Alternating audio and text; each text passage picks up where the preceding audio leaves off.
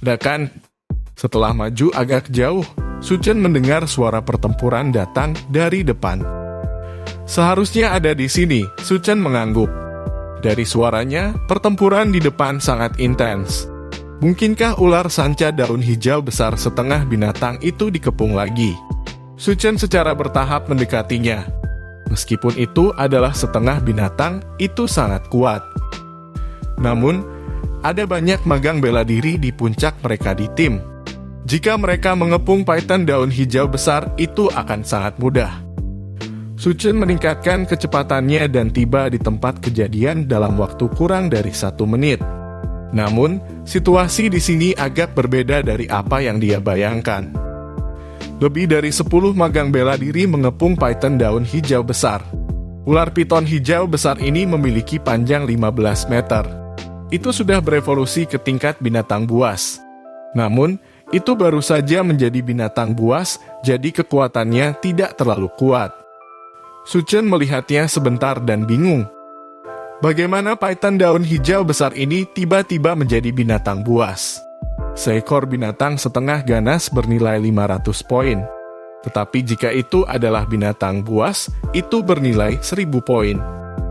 Suchen menjilat bibirnya. Ini adalah binatang. Jika dia membunuhnya, darah binatang di tubuhnya juga bisa meningkatkan kekuatannya. Terlebih lagi, tubuh binatang itu penuh dengan harta karun. Kulit, gigi, dan tulangnya semuanya sangat berharga. Dapat dikatakan bahwa mereka sangat beruntung dapat bertemu dengan ular piton hijau besar yang baru saja menjadi binatang. Faktanya, kekuatannya tidak lebih kuat dari seorang seniman bela diri tingkat puncak.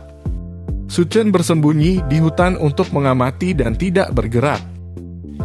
Inyaksikan pertempuran selama sekitar 10 menit. Hasil pertempuran akan segera diputuskan. Sebagian besar seniman bela diri yang mengepung telah mundur dengan cedera. Hanya tersisa 6 orang.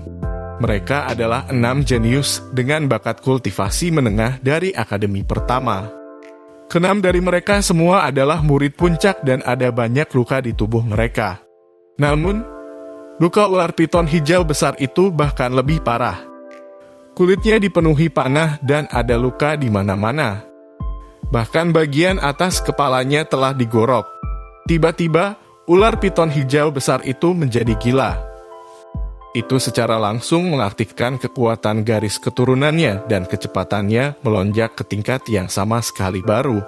Itu memilih untuk melarikan diri. Tubuhnya yang besar melarikan diri ke kedalaman hutan dan segera menghilang. FC itu kabur lagi, Liu Mubai mengutuk. Itu sama terakhir kali.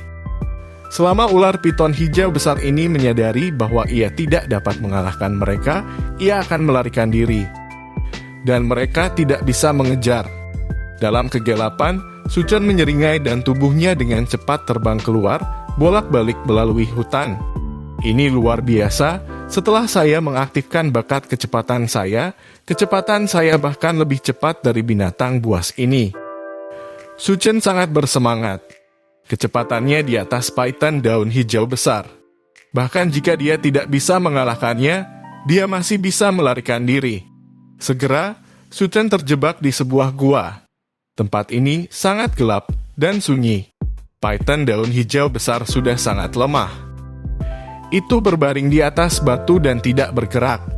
Melihat ini, Suchen tidak menunjukkan belas kasihan dan langsung bergegas maju dengan pedangnya. Menggunakan bakat kecepatannya secara maksimal, dia langsung menebas kepala ular sanca hijau besar itu. Satu tebasan demi satu. Meskipun kekuatan Suchen hanya 300 jin, lebih dari 10 tebasan sudah cukup untuk membunuh ular piton hijau besar itu. Aku bisa mengumpulkan darah binatang buas itu sekarang. Suchen dengan bersemangat mengeluarkan kantinnya dan memotong sisik ular piton hijau besar menusuk jantungnya. Python daun hijau besar baru saja berevolusi dan hanya ada darah di jantung. Inilah darah binatang buas yang ganas. Suchen hanya menginginkan ini. Darah yang mengalir di jantung hanya cukup untuk mengisi panci. Panci ini setara dengan 5 porsi darah binatang buas tingkat rendah. Itu adalah keuntungan besar. Su Chen terus mengukurnya. Kulit ular piton berdaun hijau besar juga sangat berharga. Namun, dia tidak bisa menghapusnya dalam waktu singkat. Liu Mubai dan yang lainnya mungkin akan segera menyusul. Su Chen harus pergi dengan cepat. Apa di sini Su Chen berjalan menuju kedalaman gua selangkah demi selangkah.